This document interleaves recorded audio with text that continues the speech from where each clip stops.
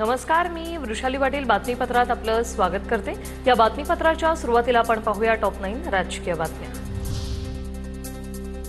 महायुतीच्या 54 आमदारांना मतदारसंघात विकास कामांसाठी प्रत्येकी 5 कोटींचा निधी। पहिल्यांदाच निवडून आलेल्या 54 सत्ताधारी आमदारांना निधी। विकास कामांसाठी प्रत्येकी 5 कोटीप्रमाणे 270 कोटींचा निधी मंजूर।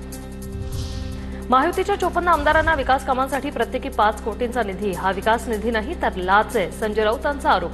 सत्ताधाऱ्यांना निधी तर विरोधकांचा मतदारसंघ कोरडा। सभागृहात आवाज उठवणार, राऊतांचा इशारा।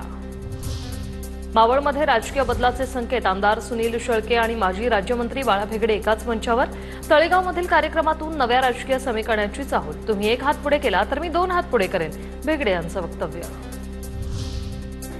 महादेव जानकरांनी महायुती सोडली तरी मी महायुती सोबतच। रासपा आमदार रत्नाकर गुट्टेंकडून वेगळी चूल मांडण्याचे संकेत। रत्नाकर गुट्टे हे महादेव जानकर यांच्या राष्ट्रीय समाज पक्षाचे एकमेव आमदार। मी भाजप आणि मोदींचा भक्त म्हणणाऱ्या महेश कोठारेंना रमेश पाटलांचा फोन। तुम्हाला ईडीची नोटीस आली का? रमेश पाटलांचा महेश कोठारेंना सवाल। तर मी भाजप आणि मोदींचा भक्त, महेश कोठारेंचा पुनरुच्चार।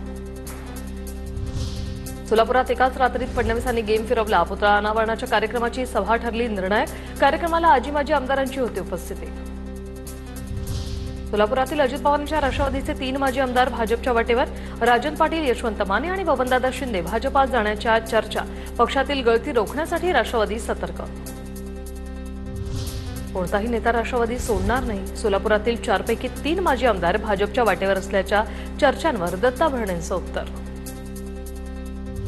राष्ट्रवादीतील गळती रोखण्यासाठी अजितदादांनी दत्ता भरणेंना सोलापुरात पाठवलं। भरणेंकडून सोलापूर शहर आणि ग्रामीण विभागाची स्वतंत्र बैठक। डॅमेज कंट्रोलचा प्रयत्न। आता पाहूया टॉप 9 मोठ्या बातम्या। हैदराबाद गॅझेटचा जीआर कायद्यापेक्षा मोठा आहे का? छगन भुजबळांचा सवाल। सरकार भूमिका घेणार नाही हे माहिती होतं म्हणून कोर्टाची पायरी चढलो, भुजबळांचं वक्तव्य। राष्ट्रवादीची पूर्व विदर्भात स्वबळाची तयारी। गडचिरोली जिल्हा परिषदेच्या संपूर्ण 51 जागा आम्ही लढणार। राष्ट्रवादी काँग्रेसचे नेते धर्मराव बाबा आत्राम यांचं वक्तव्य। जालन्याच्या बदनापुरात ठाकरेंच्या शिवसेनेला धक्का। आजी माजी सरपंचांसह अनेक कार्यकर्त्यांचा भाजपात प्रवेश। आमदार नारायण कुसे यांच्या उपस्थितीत पक्षप्रवेश।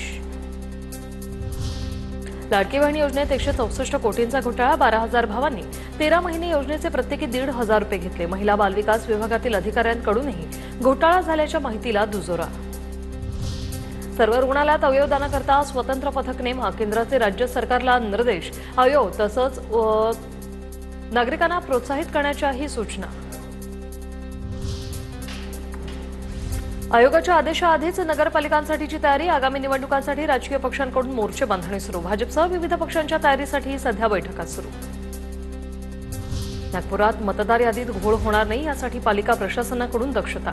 मुदतीच्या आत प्रभागनिहाय मतदार यादी तयार करा, आयुक्तांचे निर्देश। तर मनपा निवडणुकीसाठी प्रारूप मतदार यादी 6 नोव्हेंबरला प्रसिद्ध करणार। प्रत्येक ग्रामपंचायतीची वेबसाईट नव्याने विकसित होणार। गावचा इतिहास आणि जमा खर्चही पाहता येणार। मुख्यमंत्री समृद्ध पंचायत राज अभियानाअंतर्गत वेबसाईट विकसित करण्याच्या ग्रामविकास मंत्री जयकुमार गोरे यांच्या सूचना। आता पाहूया टॉप 9 महत्त्वाच्या बातम्या।